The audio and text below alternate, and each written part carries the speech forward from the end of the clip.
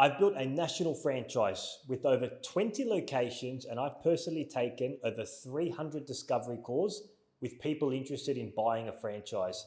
I've heard the same expectations over and over again. In this video, I'm going to break down 5 franchise myths that too many people still believe. Because franchising today is marketed like the personal training industry. Big promises, big transformations, and very little talk about the real work involved. So I'll walk you through each myth so you don't fall for them and walk into franchising with the wrong expectations. G'day everyone, welcome back to Courtside Conversations. I've got a whiteboard episode for you today.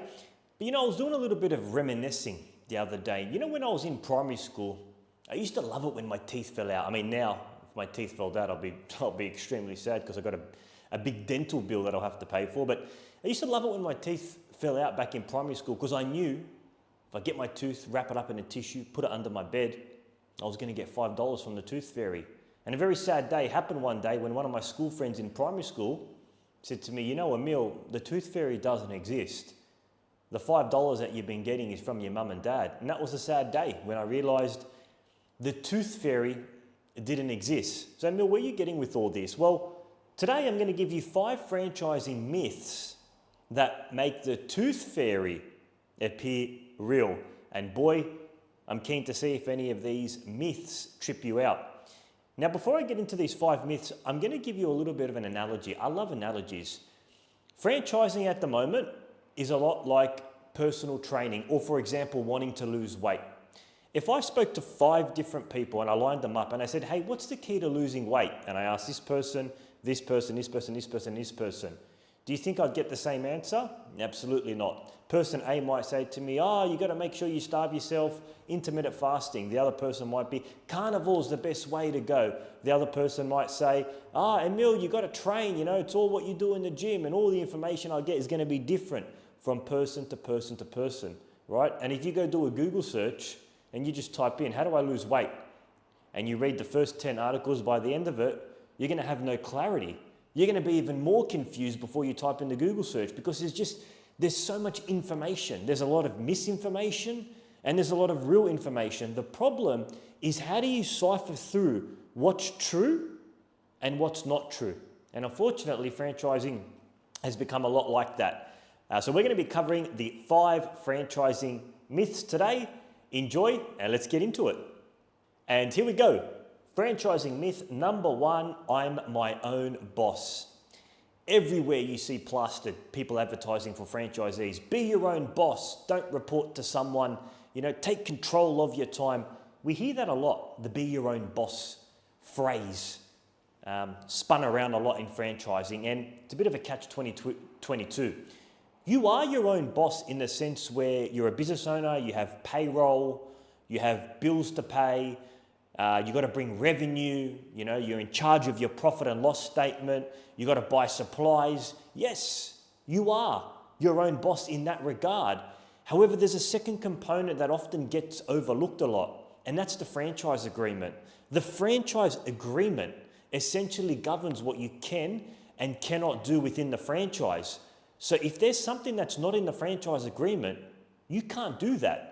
Now, technically, that might go against the whole, but I thought I was my own boss. And a lot of franchisees will come into franchising thinking that they've got the same freedom as running their own business, and then they're shocked after to see that there's a lot of things they actually can't do within the franchise. And I'll give you a great example. I was speaking to this gentleman that was interested in franchising.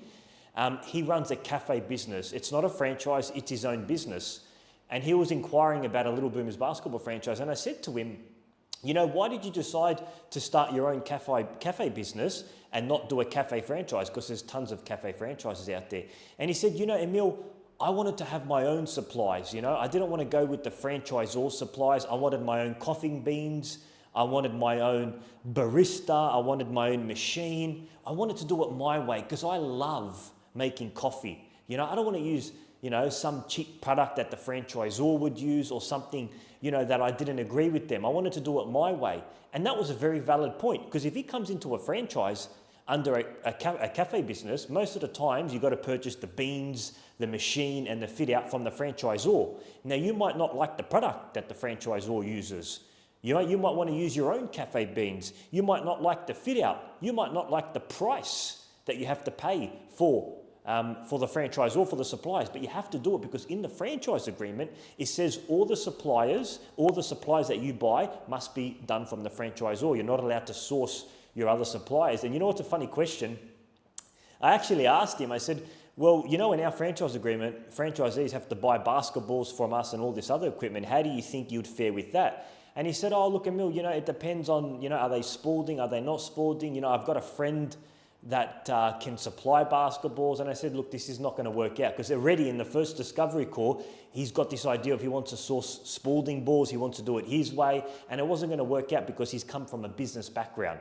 But with a franchise, you have to go with their suppliers. So that's a classic example of, yes, you are your own boss to a certain extent, but there's also the franchise agreement that governs the relationship. And by the way, if you really want to know in depth what you can and can't do as a franchise owner, I made a video a couple of weeks ago. Click it below here, or we'll put it somewhere. What it does is it goes over pretty much line item by line item what you can and can't do as a franchisee. And it's a very insightful video because you learn exactly as a franchisee what you can do and as a franchisee what you can't do. So if you're a little bit confused about what you can and can't do, I highly recommend you watch that video. Now, let's go into the second myth. Okay, here we go. Franchising myth number 2. Success is guaranteed as a franchise owner. Boy, this is a big one. This is probably a reason why there's so much litigation issues, because a franchisee comes in the network thinking they're going to be guaranteed success, revenue from day one, and then they're not, so they take the franchisor to court. So I think the problem with this one is because people hear the word franchising, it's an established model, it's been proven. I think when someone hears that, they automatically think success is guaranteed, right? It's not something new. It's not a completely new product. It's been tested at other sites or other locations. And that's why people come in with the preconception that if I buy a franchise, success is guaranteed. Success is not guaranteed as a franchise owner. And if any franchisor sells you that, run the other way. Now, I don't know if you know, but ABS, or the Australian Business Statistics, has a common statistic that everybody knows, where if you start your own business, you have a 50% chance. I'm actually reading it below there. It's a 50% chance of failure, or that the business will close down within the first 5 years, which means if you start a business after 5 years, there's a 50% chance that your business will no longer be in operation. That's quite alarming. So if I got a friend that also runs a business owner, one of us after 5 years ain't going to be running a business. Do you know what the success rate is of franchises? Have a guess. It's actually 85% after the first 5 years, which is quite good, which means franchises have an 85% survival rate after 5 years compared to small business owners. Now, here's something interesting I want you to understand about this metric, and this is important. How are we defining success? Think about that for a second. If the statistic says 50% of small business owners are no longer operating after 5 years, how are we defining success? What about those other 50% that are still in business? Because you can, for example, still have the doors open to your business, but you're not making any profit. What's the point of that? Oh, yeah, sweet. I'm still alive after 5 years, but I haven't turned over a profit in the last 2 years. Are you still successful? In my eyes, no. The whole purpose of having a business is to turn over a profit. So that can be a little bit, confusing. Oh yeah, 85% success rate. A franchise has an 85% success rate. The numbers are stacked in my favor. Yes, it is. But how are we defining success? What if you're not turning over a profit? And unfortunately, a lot of franchisees aren't turning over a profit, and that's quite alarming. So just remember, success is never guaranteed. By the way, nothing's guaranteed in life. I'm not guaranteed I'll have a job. I'm not guaranteed my franchise is going to do well next term. Nothing is guaranteed. Yes, the success rate is higher for a franchise versus starting your own business, but remember, we need to define success. Let's move over to the third franchising myth. Hey, just quickly, if you want to see if a Little Boomers basketball franchise is the right fit for you, book a discovery call with me, and I'd love to have a chat. Rightio, franchise myth number 3. The franchise fee is the only fee I need to pay when I join a franchise. I get this one a lot in discovery calls. I go over the franchise investment with a potential franchise buyer, and then the question that gets asked, so is that it? Is that all the fees I need to pay? That's it? It's 50 grand up front and I'm good, I'm sweet, I'm good to go? And this one trips a lot of people out. They think because they pay a large upfront fee or an investment, that's it, they're good for no more fees for the rest of the agreement. And they don't know that there's this little beautiful, sexy document called the Franchise Disclosure Document, or the FDD, that the franchisor outlines all the fees that can potentially occur within the franchise agreement. And by the way, I put a video up a couple of weeks ago. I took you through my actual FDD and I showed you what's included in the franchise disclosure document. Fully transparent, not hiding anything, so you can actually watch that. We'll put the link below.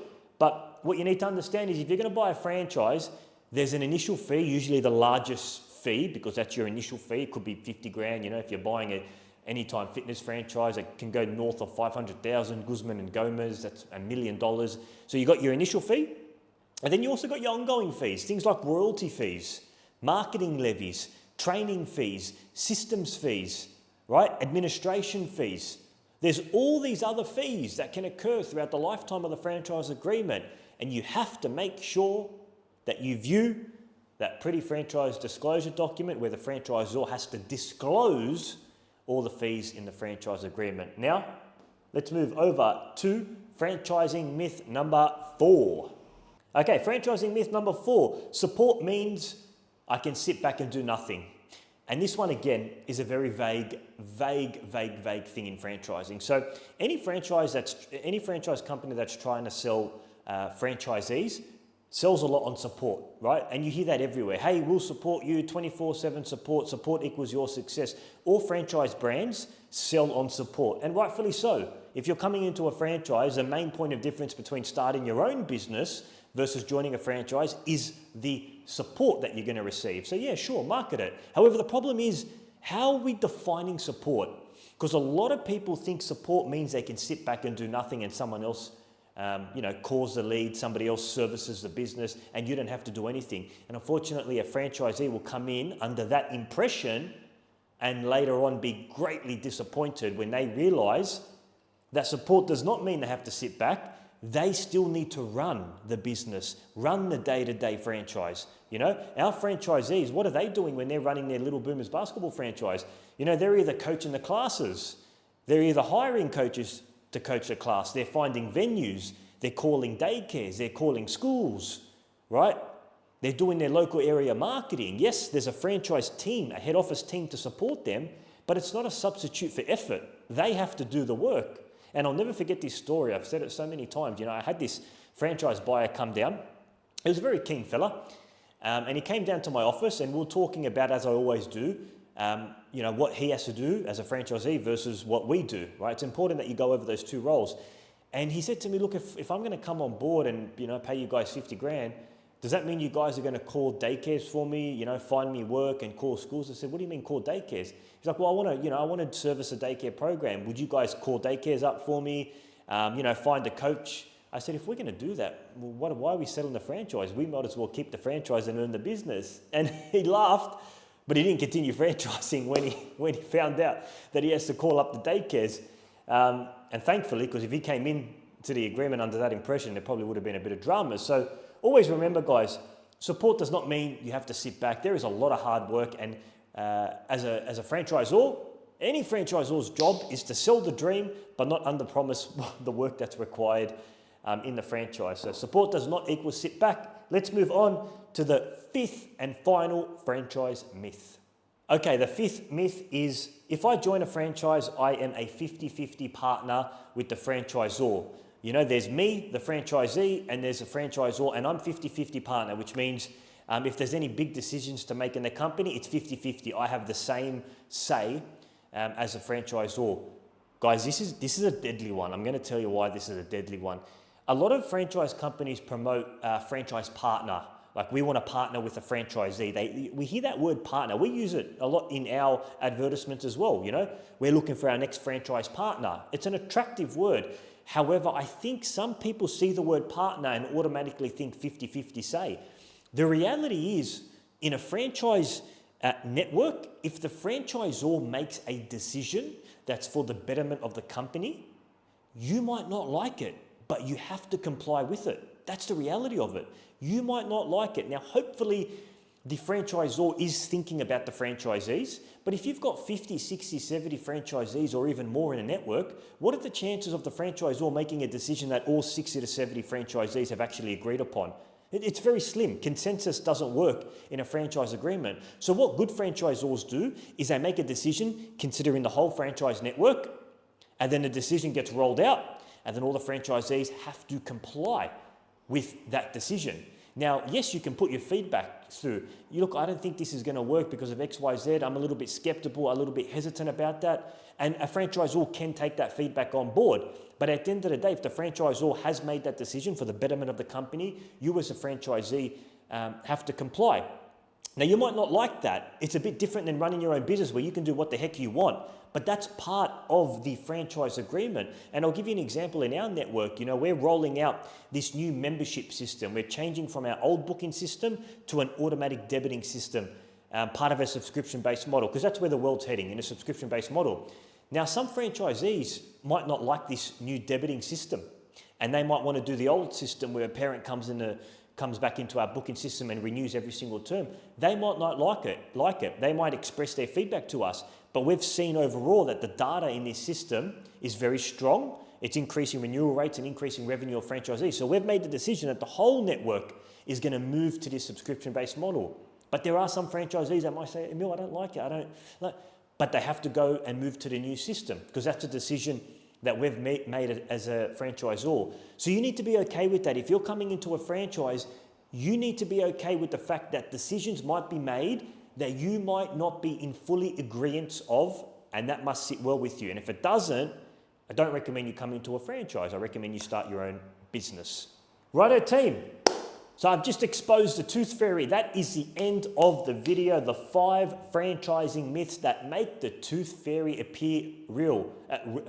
Sorry about that. What I want you to do is put in the comments, tell me which myth surprised you the most. Chuck it in the comments and I'll see you in the next video. Thanks for watching, guys. Don't forget, subscribe, like, comment, share it to someone. Give me your feedback in the comments. I check all the comments below. I'll see you in the next video. God bless.